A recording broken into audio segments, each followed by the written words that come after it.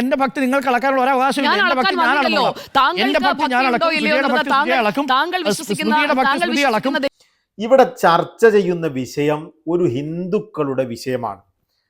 അരുൺ പറഞ്ഞതുപോലെ അതിൽ അഭിപ്രായം പറഞ്ഞത് തികച്ചും ഹിന്ദുക്കളാണ്. ഒരുപക്ഷെ മുസ്ലിമീങ്ങളുടെ വിഷയം, ഹജ്ജിന്റെ വിഷയത്തെക്കുറിച്ച്, ഹജ്ജിന്റെ വസ്ത്രധാരണത്തെക്കുറിച്ച് മുസ്ലിമീങ്ങളിലെ ഒരു പണ്ഡിതൻ അത്തരത്തിൽ ഈ ഡ്രസ്സ് മാറണമെന്ന് എപ്പോഴെങ്കിലും ഏതെങ്കിലും അവസരത്തിൽ പറഞ്ഞിട്ടുണ്ടെങ്കിൽ നിങ്ങൾക്കൊരു പക്ഷേ ഒരു മുസ്ലിമീങ്ങളെ ഇരുത്തിക്കൊണ്ട് ഈ വിഷയം വേണമെങ്കിൽ മറ്റു മുസ്ലിം പണ്ഡിതന്മാരെ ഇരുത്തിക്കൊണ്ട് നിങ്ങൾക്ക് ചർച്ച ചെയ്യാം. ഇന്ന് ഞാൻ സംസാരിക്കാൻ പോകുന്നത് കേരളത്തിലെ ഒരു മുഖ്യധാരാ ചാനലായ റിപ്പോർട്ടർ ചാനലിലെ ഒരു സംഘിയെക്കുറിച്ചാണ് എന്നുള്ളതാണ്.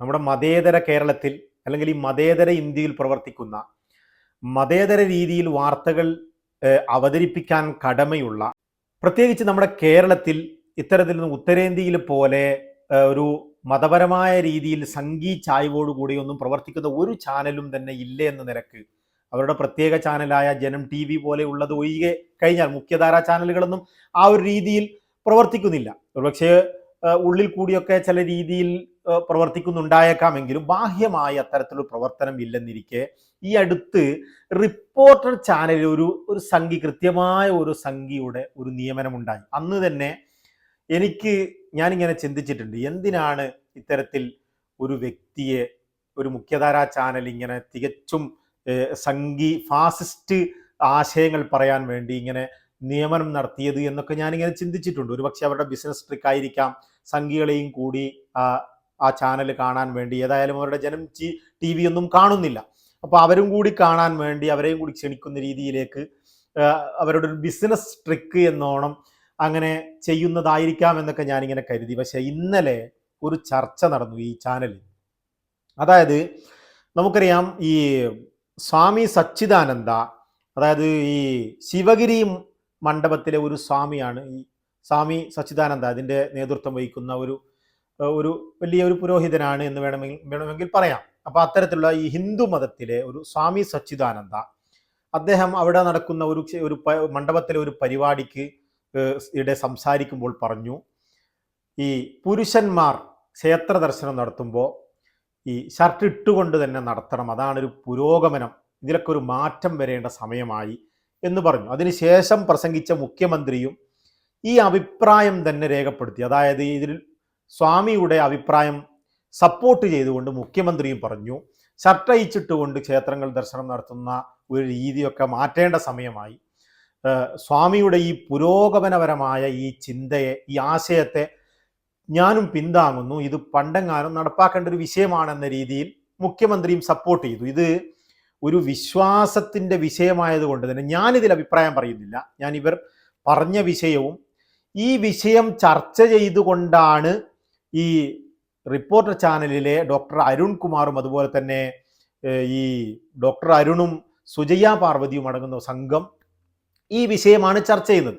പക്ഷെ ഞാൻ നേരത്തെ പറഞ്ഞ ഈ സംഘിക്ക് ഏത് വിഷയം വന്നു കഴിഞ്ഞാലും മുസ്ലിമീങ്ങളുടെ മെക്കിട്ട് പാഞ്ഞു. കാരണം നമുക്ക് ഉത്തരേന്ത്യയിലൊക്കെ പലപ്പോഴും അറിയാമല്ലോ, മുസ്ലിമീങ്ങളുടെ നാമത്തിലുള്ള സിറ്റികളുടെ പേര് മാറ്റണം, അതുപോലെ ഒരു പ്രത്യേക ഒരു രീതിയിൽ ഈ അടുത്ത കാലത്ത് BJP ഭരണത്തിലേറിയതിനു ശേഷം, നരേന്ദ്രമോദി ഭരണത്തിലെത്തിയതിനു ശേഷം ഇന്ത്യയിൽ ഉത്തരേന്ത്യയിലൊക്കെ നടക്കുന്ന ഒരു പ്രത്യേക ഒരു രീതി ഉണ്ടല്ലോ, മുസ്ലിമീങ്ങളെ ആക്രമിക്കുക, മുസ്ലിമീങ്ങളെ അങ്ങനെയാക്കുക, പശുവിനെ കടത്തി ബീഫിൻ്റെ പേരിൽ. ഇത്തരത്തിൽ ഏത് ചർച്ച വന്നു കഴിഞ്ഞാലും ഇതിവിടെ കൃത്യമായ ഒരു ഹിന്ദു മതത്തിൽപ്പെട്ട ഒരു ചർച്ചയാണ്.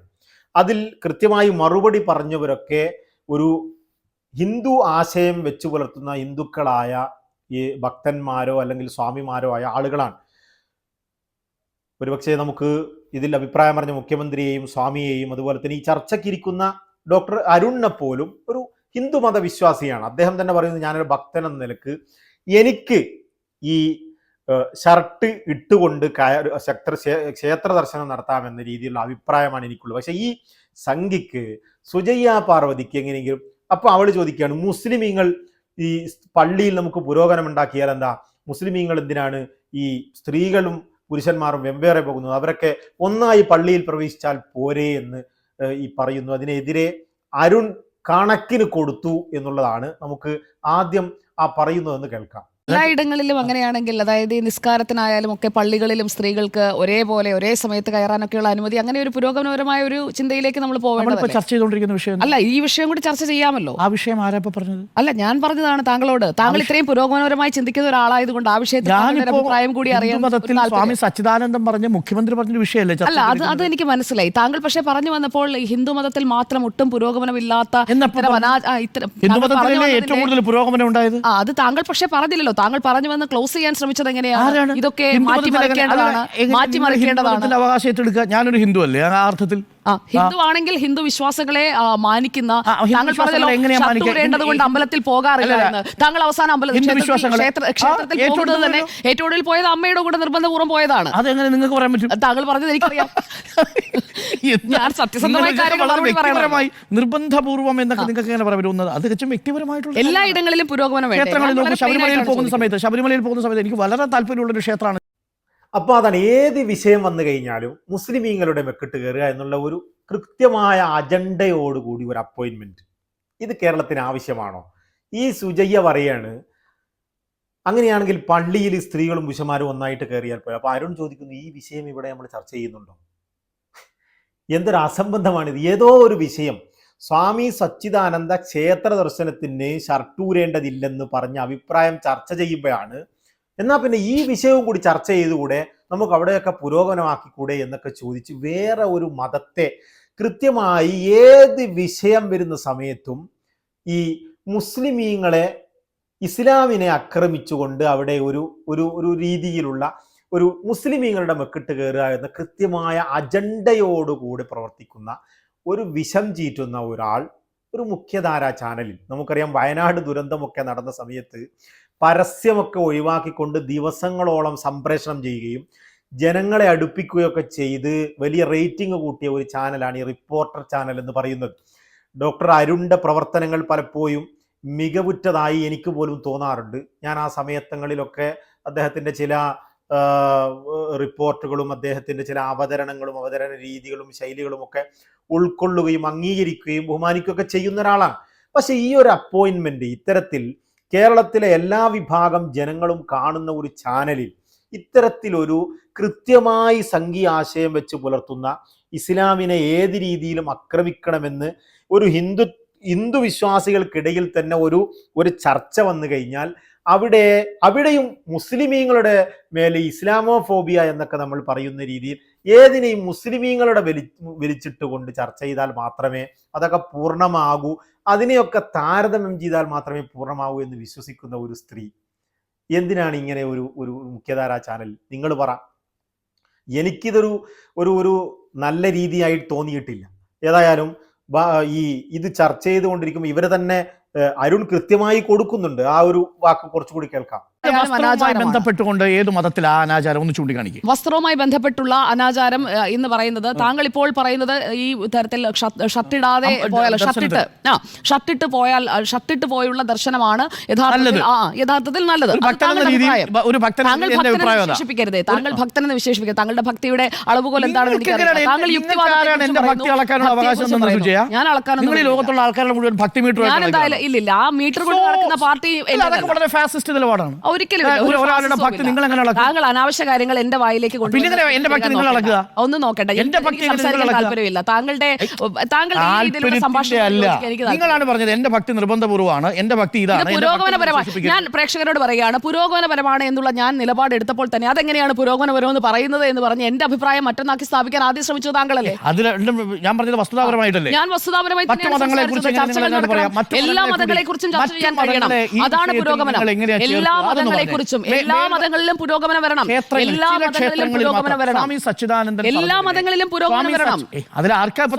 ഞാൻ ചോദിക്കട്ടെ, നിങ്ങൾക്ക് രണ്ടുപേർക്കും എന്തും പറയാം. ഞാൻ എന്തെങ്കിലും ഒരു കാര്യം പറഞ്ഞു കഴിഞ്ഞാൽ അത് ഇവിടുത്തെ ചർച്ചാ വിഷയമല്ല എന്ന് പറഞ്ഞ് ഫുൾ സ്റ്റോപ്പ് ഇടാനായിട്ടുള്ള ഒരു ബോധപൂർവമായ ശ്രമം അതാണ് താങ്കൾ നടത്തുന്നത്. അതിനോട് സുജയ, നമ്മൾ ചർച്ച ചെയ്യുന്ന വിഷയം സ്വാമി സച്ചിദാനന്ദൻ പറയും. ഞാൻ ഈ ഒരു വാചകം പറഞ്ഞപ്പോൾ പൊട്ടിത്തെറിക്കാൻ എന്താണ്? പൊട്ടിത്തെറിക്കുന്നതല്ല, നിങ്ങൾ പറഞ്ഞ അസംബന്ധം. അപ്പൊ അതാണ് ഈ വിഷയം പറഞ്ഞപ്പോ ഡോക്ടർ അരുൺ ചോദിക്കാണ്, നമ്മൾ ഇവിടെ ഈ ഒരു സ്വാമി സച്ചിദാനന്ദൻ പറഞ്ഞ വിഷയത്തെക്കുറിച്ച് ചർച്ച ചെയ്യുന്ന സമയത്ത് നിങ്ങൾ എന്തിനാണ് അങ്ങ് കടൽ കയറി പോകുന്നത്?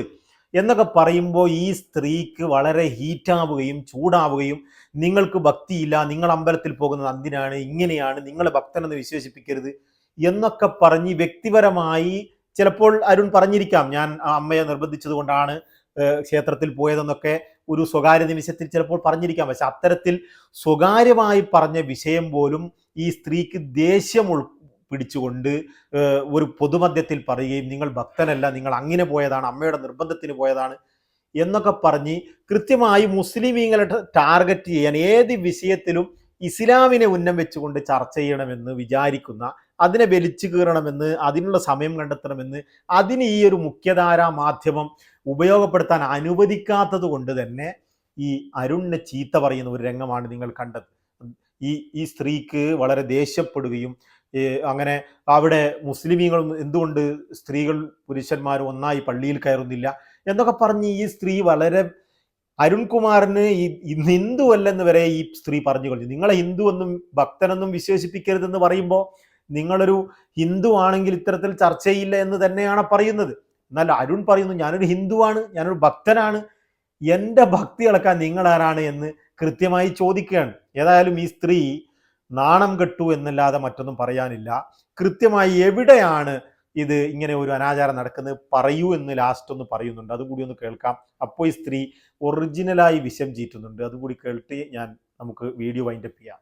എല്ലായിടത്തും പുരോഗമനം വരണമെന്ന് പറയൂ. ഏത് മതത്തിലാണ് മേൽവസ്ത്രം അഴിച്ച് ക്ഷേത്ര ദർശനവുമായി ബന്ധപ്പെട്ട വിഷയമുള്ളത്, നമുക്ക് ചർച്ച ചെയ്യാം. പറയൂ, ഏത് മതത്തിലാണ്? ഹജ്ജിന് പോകുമ്പോൾ പ്രത്യേക വസ്ത്രം ധരിച്ചാണോ പോകുന്നത്, അതോ താങ്കൾ കറുത്ത പാന്റും കറുത്ത ഷർട്ടും ഇട്ടാണോ പോകുന്നത്? മനസ്സിലായില്ല. ഹജ്ജ് നിർവഹിക്കാൻ പോകുമ്പോൾ പ്രത്യേക വസ്ത്രം ധരിച്ചു തന്നെയല്ലേ പോകുന്നത്? പറയുന്നത് ഇന്ത്യയിലെ കാര്യമാണോ സൗദിയിലെ കാര്യമാണോ? വിശ്വാസത്തിന്റെ കാര്യമാണല്ലോ താങ്കൾ പറഞ്ഞത്. സൗദിയിലെ കാര്യം. കേരളത്തിൽ നിന്ന് ഹജ്ജിന് പോകുന്നവരും എങ്ങനെയാണ്? അതിന് ഓരോന്നിനും നിഷ്കർഷയുണ്ട്. ആ നിഷ്കർഷ അനുസരിച്ചാണ് വിശ്വാസത്തെ കുറിച്ചാണ് മതേതര സമൂഹമായ ഇന്ത്യയിലെ കേരളത്തിലെ ക്ഷേത്രങ്ങളെ കുറിച്ചാണ്.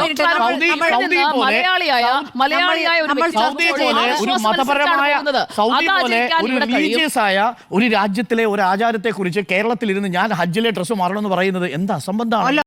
ഇതിനൊക്കെ എന്താണ് പറയുക? ഈ അരുൺ ചോദിക്കുന്നു, എന്നാൽ പറ ഏത് ക്ഷേത്രത്തിലാണ്, അല്ലെങ്കിൽ ഏത് ക്ഷേത്രവുമായി ബന്ധപ്പെട്ട് ഡ്രസ്സ് ഷർട്ട് ഊരിക്കൊണ്ട് ദർശനം നടത്തുന്ന കേരളത്തിലെ ഏത് ക്ഷേത്രത്തിലാണ് അങ്ങനെ ഒരു വിഷയമുള്ളത് എന്ന് എന്ന് പറയുമ്പോൾ അങ്ങ് 4000 കിലോമീറ്റർ അപ്പുറത്ത് സൗദി അറേബ്യയിൽ നടക്കുന്ന ഹജ്ജിന്റെ വിഷയം മുസ്ലിമീങ്ങളുടേതാണല്ലോ. ഹജ്ജിന്റെ വിഷയം എടുത്തുകൊണ്ട് അവിടെ പ്രത്യേക വസ്ത്രത്തിലാണല്ലോ ഹജ്ജ് കർമ്മങ്ങൾ മുസ്ലിമീങ്ങൾ നിർവഹിക്കുന്നത് എന്ന് മുസ്ലിമീങ്ങളുടെ പേരിലേക്ക് ആ ചർച്ചയെ വീണ്ടും വഴിതിരിച്ചു വിടാൻ തോന്നുന്ന ആ ഒരു കേരളത്തിന് പുറത്ത്, ഇന്ത്യക്ക് പുറത്ത് മറ്റൊരു രാജ്യത്ത് നടക്കുന്ന ഒരു ആചാരത്തെ കേരളത്തിൽ ഇരുന്നു കൊണ്ട് ചർച്ച ചെയ്ത് ആ വിഷയം മാറ്റിക്കളയാമെന്ന് ചിന്തിക്കുന്ന ഒരു ഫാസിസ്റ്റ് നിലപാട്. ഏത് രീതിയിലാണ് ഈ സ്ത്രീയൊക്കെ ഇത്തരത്തിൽ വളർന്നത്? എവിടെ നിന്നാണ് ജേർണലിസം പഠിച്ചതെന്നാണ് എനിക്ക് ചോദിക്കാനുള്ളത്. കൃത്യമായി ഈ വിഷം ചീറ്റുന്ന മുഖ്യധാരാ മാധ്യമത്തിലിരിക്കുന്ന ഈ സുജയ്യ മാർവേദിയോട് നമുക്ക് പറയാനുള്ളത്, ഇവിടെ ചർച്ച ചെയ്യുന്ന വിഷയം ഒരു ഹിന്ദുക്കളുടെ വിഷയമാണ്. അരുൺ പറഞ്ഞതുപോലെ അതിൽ അഭിപ്രായം പറഞ്ഞത് തികച്ചും ഹിന്ദുക്കളാണ്. ഒരുപക്ഷെ മുസ്ലിമീങ്ങളുടെ വിഷയം, ഹജ്ജിന്റെ വിഷയത്തെക്കുറിച്ച്, ഹജ്ജിന്റെ വസ്ത്രധാരണത്തെക്കുറിച്ച് മുസ്ലിമീങ്ങളിലെ ഒരു പണ്ഡിതൻ അത്തരത്തിൽ ഈ ഡ്രസ്സ് മാറണമെന്ന് എപ്പോഴെങ്കിലും ഏതെങ്കിലും അവസരത്തിൽ പറഞ്ഞിട്ടുണ്ടെങ്കിൽ നിങ്ങൾക്കൊരു പക്ഷേ ഒരു മുസ്ലിമീങ്ങളെ ഇരുത്തിക്കൊണ്ട് ഈ വിഷയം വേണമെങ്കിൽ മറ്റു മുസ്ലിം പണ്ഡിതന്മാരെ ഇരുത്തിക്കൊണ്ട് നിങ്ങൾക്ക് ചർച്ച ചെയ്യാം. ഞങ്ങളതിനെതിര് പറയുന്നില്ല. ഇസ്ലാമിന്റെ വിഷയങ്ങളിൽ ഏതെങ്കിലും ഒരു പണ്ഡിതൻ ഇങ്ങനെ പറഞ്ഞാൽ മറ്റു വിഭാഗത്തിലെ, ഒരുപക്ഷെ മുസ്ലിമീങ്ങളിൽ തന്നെ പല സംഘടനകളുണ്ട്, ആ സംഘടനയിലെ മറ്റു പണ്ഡിതന്മാരെ വിളിച്ചുകൊണ്ട് ഇദ്ദേഹം പറഞ്ഞത് ശരിയാണോ, ഇങ്ങനെയില്ലേ അങ്ങനെയില്ലേ എന്നൊക്കെ ചർച്ച ചെയ്യുന്നതുകൊണ്ട് വലിയ കുഴപ്പം കാണില്ല. പക്ഷെ ഇവിടെ നടക്കുന്ന ഒരു വിഷയം എന്ന് പറയുന്നത് ഹിന്ദുക്കൾക്കുള്ളിലുള്ള ഒരു വിഷയം. അത് ഒരു സ്വാമി അഭിപ്രായം പറഞ്ഞു. ഹിന്ദുവായ മുഖ്യമന്ത്രിയും, അദ്ദേഹം കമ്മ്യൂണിസ്റ്റുകാരനാണെങ്കിൽ പോലും ഹിന്ദുവായ ഒരു മുഖ്യമന്ത്രിയും ഇതിൽ അഭിപ്രായം പറഞ്ഞു. അതുപോലെ തന്നെ KPCC പ്രസിഡന്റ് തുടങ്ങിയ ആളുകളൊക്കെ ഇതിലഭിപ്രായം പറയുന്നവരൊക്കെ ഹിന്ദുക്കൾ. ചർച്ച ചെയ്യുന്ന ഈ അരുൺകുമാറും ഈ സുജയ്യ പാർവതി അടക്കം ഹിന്ദുക്കൾ. എന്തിനാണ് ഇതിൽ മുസ്ലിമീങ്ങളുടെ വിഷയം വലിച്ചിട്ടുകൊണ്ട് എല്ലാ സമയത്തും മുസ്ലിമീങ്ങളുടെ മെക്കിട്ട് കയറണം എന്ന ഒരു കൃത്യമായ അജണ്ട ഈ മുഖ്യധാരാ മാധ്യമത്തിൽ വന്നിരുന്നു കൊണ്ട് ഇങ്ങനെ വിഷം ചീറ്റുന്ന രീതി, ഇതൊരു നല്ല രീതിയാണോ? ഇത് ഞാൻ പറയുന്നത് റിപ്പോർട്ടർ ചാനലിൻ്റെ പിന്നിലുള്ള ഇതിൻ്റെ ആളുകളോട് നമുക്ക് പറയാനുള്ളത്, ഇതിൻ്റെ മാനേജ്മെൻറ്റ് ടീമിനോട് നമുക്ക് പറയാനുള്ളത്, ഇതൊരു കേരളത്തിന് ചേർന്ന ഒരു അപ്പോയിൻമെൻ്റ് അല്ല. ഈ സ്ത്രീയെ അല്ലെങ്കിൽ ഈ സ്ത്രീ നന്നാവണം, അല്ലെങ്കിൽ നിങ്ങൾ ഈ സ്ത്രീയെ ഇവിടുന്ന് പുറത്താക്കുകയല്ലാതെ ഇത് കേരളത്തിലെ മതേതര സ്വഭാവത്തിനോ നമ്മുടെ ജനാധിപത്യ രീതിക്കോ യോജിച്ച ഒരു അഭിപ്രായം പറയുന്ന ചർച്ചയിൽ പങ്കെടുക്കാൻ പറ്റുന്ന ഒരു സ്ത്രീയല്ലത്. നമുക്കറിയാം, ഒരുപക്ഷെ ഞാൻ തന്നെ പറയുന്നു, ഈ സ്ത്രീയുടെ വാർത്താ അവതരണവും ഒക്കെ വളരെ നല്ല രീതിയിലാണ്. നല്ല അവതരിപ്പിക്കാൻ പറ്റുന്ന, വാർത്ത വായിക്കുമ്പോൾ നല്ല അവതരണം ഉള്ള ഒരു സ്ത്രീയാണിത്. പക്ഷേ ചർച്ചകളിലോ അഭിപ്രായം തേടുവാനോ നമ്മുടെ മതേതര രാജ്യത്ത് ഒരു മുഖ്യധാരാ മാധ്യമത്തിൽ മുന്നിൽ കൊണ്ടുവരാനോ പറ്റിയ ഒരു സ്ത്രീയല്ല. തികച്ചും ഫാസിസ്റ്റ് നിലപാടുള്ള ഈ ഡോക്ടർ അരുൺ, ഞാൻ പറയുന്നതല്ല, ഡോക്ടർ അരുൺ തന്നെ ഈ ചർച്ചയിൽ പറയുന്നു തികച്ചും ഫാസിസ്റ്റ് നിലപാടാണിതെന്ന്. അങ്ങനെ ഫാസിസ്റ്റ് നിലപാടുള്ള ഒരു സ്ത്രീയെ നമ്മുടെ മതേതര കേരളത്തിൽ ഇങ്ങനൊരു മുഖ്യധാരാ മാധ്യമത്തിൽ ഇരുത്തുന്നതിൽ തികച്ചും പ്രതിഷേധാർഹമാണെന്നും ഇത് തുടർന്നു കഴിഞ്ഞാൽ നിങ്ങളുടെ ചാനലിന് തന്നെ ഇത് ബാധിക്കുമെന്നും പറയാൻ ഞാൻ ആഗ്രഹിക്കുകയാണ്. ഇങ്ങനെ മുസ്ലിമീങ്ങളുടെ മെക്കിട്ട് കയറുക, മുസ്ലിമീങ്ങളെ പറിച്ചുതാൻ അവസരങ്ങൾ ഉപയോഗിക്കുക എന്ന് പറയുന്നത് നല്ലതല്ല. അത് മാറ്റിയെടുക്കേണ്ട ഒരു വിഷയമാണെന്ന് ഈ സുജയ പാർവതിയോട് പറയാൻ ഞാൻ ഇഷ്ടപ്പെടുന്നു. തൽക്കാലം വിട, നമുക്ക് വീണ്ടും കാണാം.